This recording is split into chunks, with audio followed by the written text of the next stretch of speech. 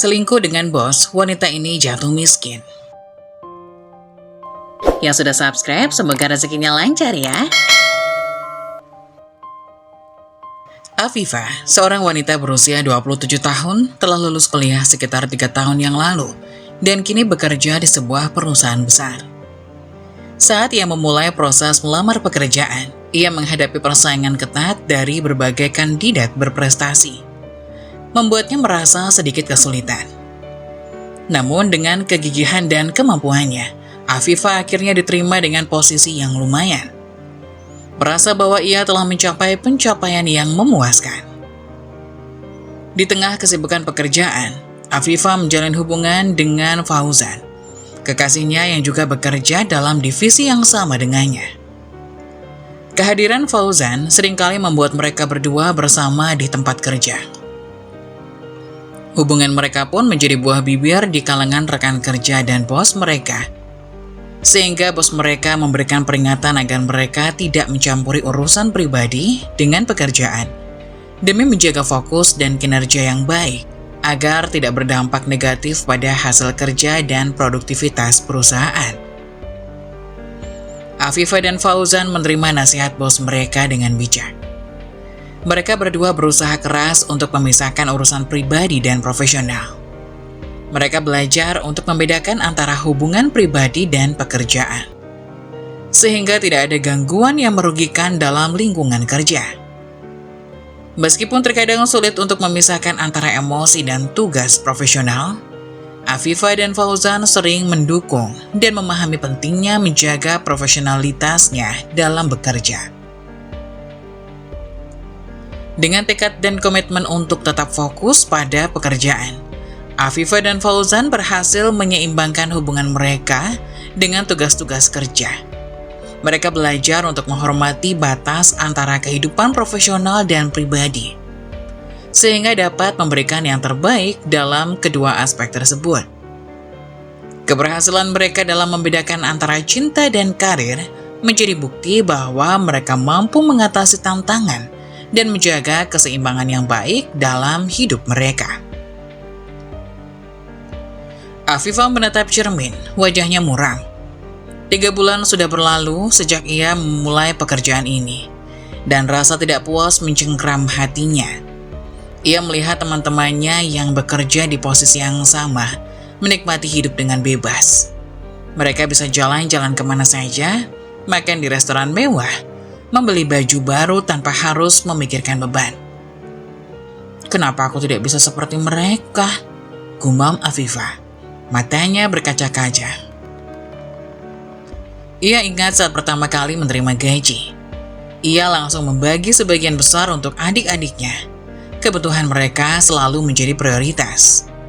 Sementara kebutuhan pribadinya seringkali terabaikan. Ia kerap mengalah, memilih untuk makan sederhana, menahan keinginan membeli baju baru, demi memastikan adik-adiknya memiliki cukup uang untuk sekolah dan kebutuhan lainnya. Aku sudah berkorban banyak, batin Afifah, suaranya bergetar. Tapi kenapa aku masih merasa terkekang? Afifah teringat kembali saat-saat ia harus menahan rasa lapar karena uangnya habis untuk membeli sepatu baru untuk adiknya. Saat ia harus menahan keinginan untuk membeli buku baru karena uangnya sudah habis untuk membayar biaya sekolah adiknya. Saat ia harus bekerja lembur demi mendapatkan uang tambahan untuk membeli obat adiknya yang sedang sakit. Kapan aku bisa merasakan kebahagiaan? Tanya Afifah pada dirinya sendiri. Ia merasa lelah dengan beban tanggung jawab yang begitu berat. Lelah dengan rasa tidak puas yang terus menghantuinya. Ia ingin merasakan kebebasan, merasakan kebahagiaan seperti teman-temannya. Aku harus melakukan sesuatu, tekad Afifah, matanya berbinar. Ia tidak bisa terus-menerus terpuruk dalam kesedihan. Ia harus bangkit, harus berjuang untuk meraih kebahagiaan yang selama ini ia impikan. Afifah menarik napas dalam-dalam, lalu tersenyum. Ia akan mencari cara untuk keluar dari keterpurukan ini.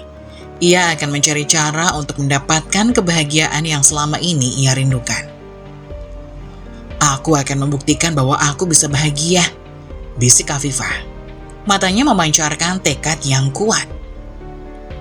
Afifah duduk merenung, memikirkan langkah apa yang perlu ia ambil untuk meningkatkan kesejahteraan dan kepuasan dirinya.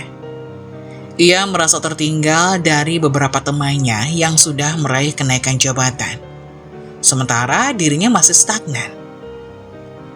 Afifah mulai mencari tahu apa syarat-syarat yang diperlukan untuk naik jabatan dan apa langkah yang harus ia ambil untuk mencapainya. Dengan tekad yang kuat, Afifah memutuskan untuk fokus pada beberapa hal yang dianggap penting untuk naik jabatan. Pertama, kinerja yang baik. Afifah selalu berusaha untuk memberikan yang terbaik dalam pekerjaan, memaksimalkan hasil kerjanya dengan penuh dedikasi. Kedua, tanggung jawab. Afifah tidak pernah mengabaikan tugasnya, bahkan jika itu berarti bekerja melebihi batas waktu yang ditentukan, karena ia percaya bahwa hari esok tidak selalu menunggu.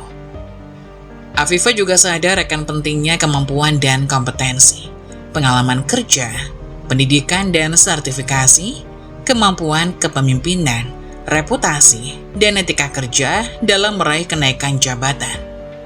Ia berusaha untuk terus meningkatkan kemampuan dan kualitas dirinya, serta membangun reputasi yang baik di lingkungan kerja.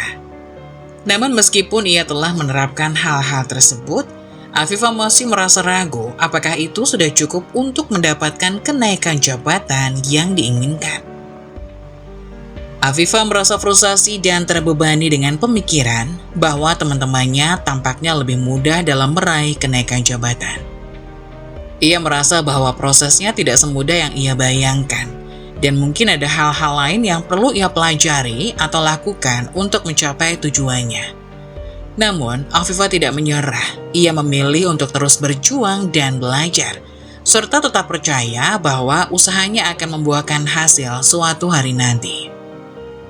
Dengan semangat dan determinasi yang tinggi, Afifah siap untuk menghadapi tantangan dan rintangan dalam perjalanan karirnya. Meskipun ia merasa tertinggal, Afifah yakin bahwa dengan kerja keras, kesabaran, dan ketekunan, ia akan berhasil mencapai tujuannya dan meraih kenaikan jabatan yang ia idamkan. Afifah menarik napas dalam-dalam, jantungnya berdebar kencang. Ia sudah memutuskan untuk menanyakannya langsung kepada manajer Arit. Rasa penasaran dan kekecewaan yang selama ini menggerogoti hatinya harus terjawab. Ia melangkah menuju kantor manajer Arit. Dengan hati-hati membuka pintu dan menunduk hormat. "Permisi Pak," sapa Afifah, senyumnya sedikit gugup. "Silakan Afifah," jawab manajer Arit, tatapannya ramah. Afifah mendekat, duduk di kursi di depan meja kerja manajer Arit.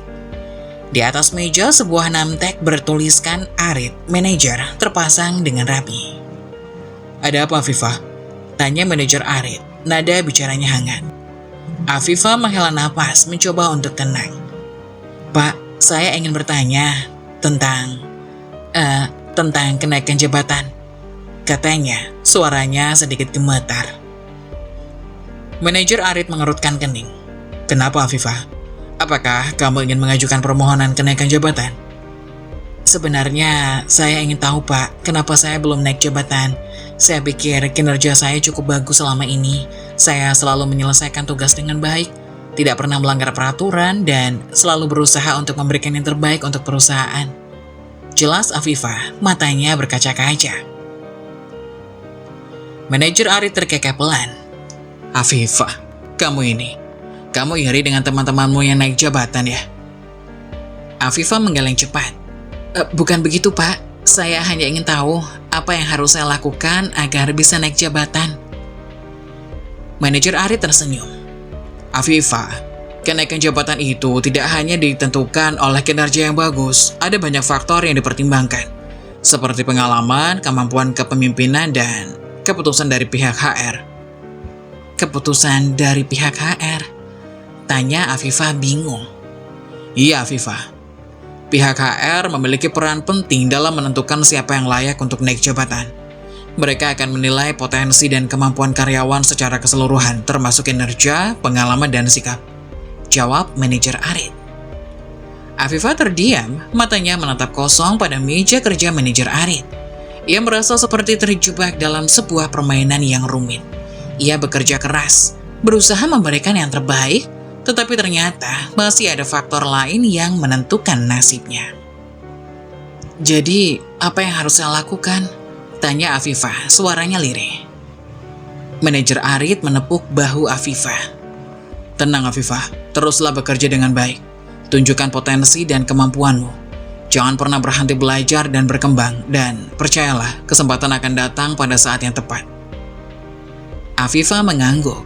Hatinya masih dipenuhi rasa kecewa. Ia terdiam sesaat, kemudian bangkit dari duduknya. Terima kasih Pak, katanya, matanya berkaca-kaca.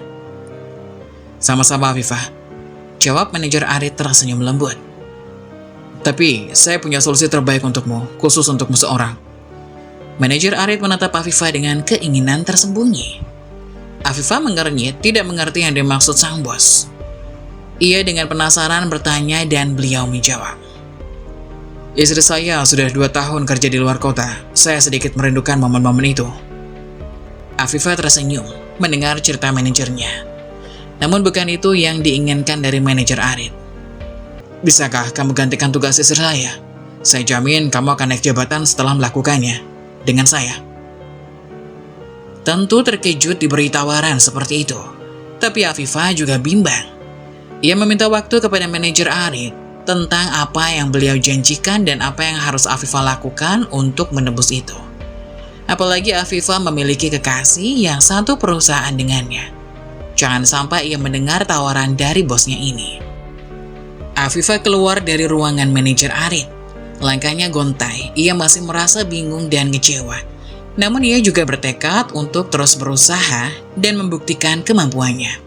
Ia akan terus belajar, terus berkembang, dan terus berjuang untuk meraih impiannya. Seminggu telah berlalu sejak Afifah memutuskan untuk mengambil jalan pintas menuju karirnya. Keputusan yang berat, yang menggerogoti hatinya setiap malam. Namun wajah ibunya yang pucat pasi saat menceritakan kesulitan ekonomi dan impiannya untuk memberikan kehidupan yang lebih baik bagi adik-adiknya menjadi pendorong kuat. Hari ini, manajer Arit mengajaknya ke rumahnya. Rumah mewah yang selalu ia lihat dari kejauhan. Kini terasa begitu dekat.